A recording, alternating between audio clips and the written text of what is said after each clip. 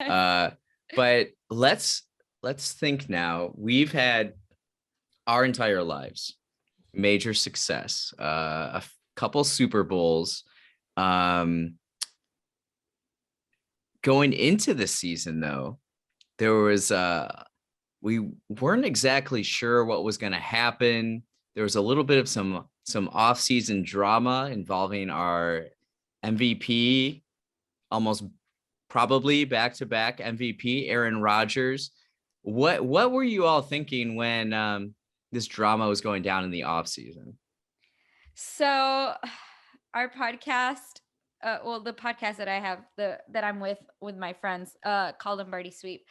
Um, we had a big debate on the show about it because Okay. I thought it was fabricated, only because Aaron Rodgers is such a secretive guy. We hardly know what's going on with him. He's not Brett Favre that like splashes all his secrets and everything on for everybody to see and read. Aaron Rodgers is so opposite. He is so quiet and reserved and to himself. We didn't even know he was dating anybody until he publicly announced that he had a fiance all of a sudden. So when I heard it, I thought it was fabricated. I thought he doesn't even he doesn't speak much about himself to the public. And now all of a sudden he's just telling everybody that this is he hates the team or whatever. And Well, it wasn't even him. I don't even know if he's actually said anything about um specifically about stuff, right? he's never really brought it up. He has He's mentioned very that. coy about everything. Yeah, he's very no, he will not say it. So I thought it was fabricated. Zach and Luke and Trevor, they live up there in Wisconsin. They're reporters. They're actual reporters that go and they write about things, write about the team. They investigate.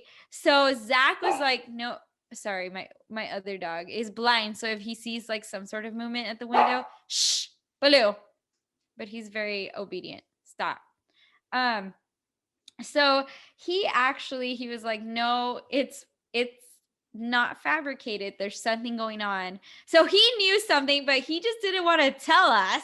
Okay. Um, and I know the other guys were just like, well, they were just we were all kind of iffy about it though. Yeah. I was the one that was like, no, I don't believe anything until he says it himself. That was me. Until it comes out of his mouth is when I will believe it. And he hasn't really mentioned it in any of his pressers. Whenever they ask him about it, he just says, I love this team. Like he just totally I'm in the red moment. herring. What is it? Red herring, where you just completely switch over the subject when they ask him about it. He's just like, I love this team. I love to play. I love to play football. So he totally goes around it and avoids the question every time. But I mean, if anything is going on in that front office, I think this season has definitely proven that whatever is going on in the front office has nothing to do with, how he's playing, how Yeah. he feels about the team, which is probably why he avoids the question. So okay, so we have this drama. We don't know where it's coming from. We don't actually know what to think. There's no like real conclusions about it. So then what were your expectations coming into the season? What did you think was going to happen this season?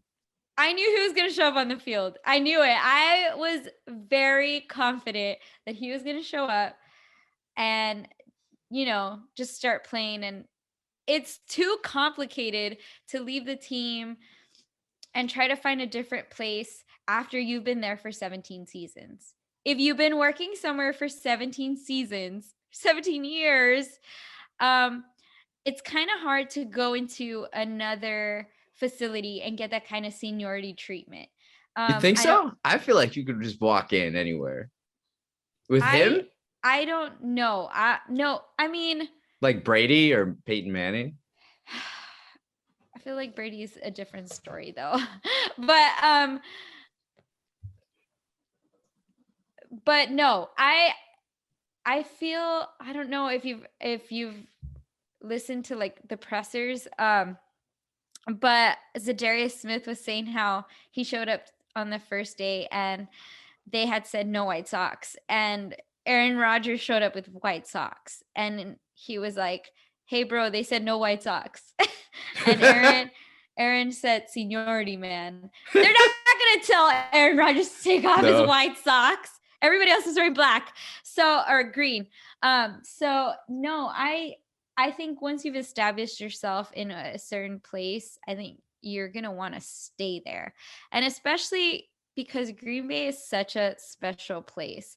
And I know, if I'm not mistaken, I think Brett Favre went through the same dilemma because he didn't want to leave either, but because of the front staff. But like I said, Brett Favre is completely different and he's very outspoken and very, I mean, have you seen his tweets? I have not. I want him to stop tweeting. Like, I love him to death, but I just want him to stop tweeting. Take that phone away from that man. So for a lot of reasons, but Brett Favre put it all out there and made it a big scene and made the grand exit and then the grand entrance. He just went all out, as opposed to Rodgers, who is very reserved. And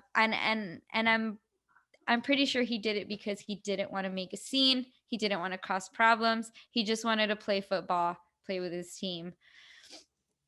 He wasn't very revengeful like Brett Favre was, where he was like, I want to play He probably learned against the Packers. He probably learned a lesson from watching Favre to do it the opposite way. Yeah. Exactly.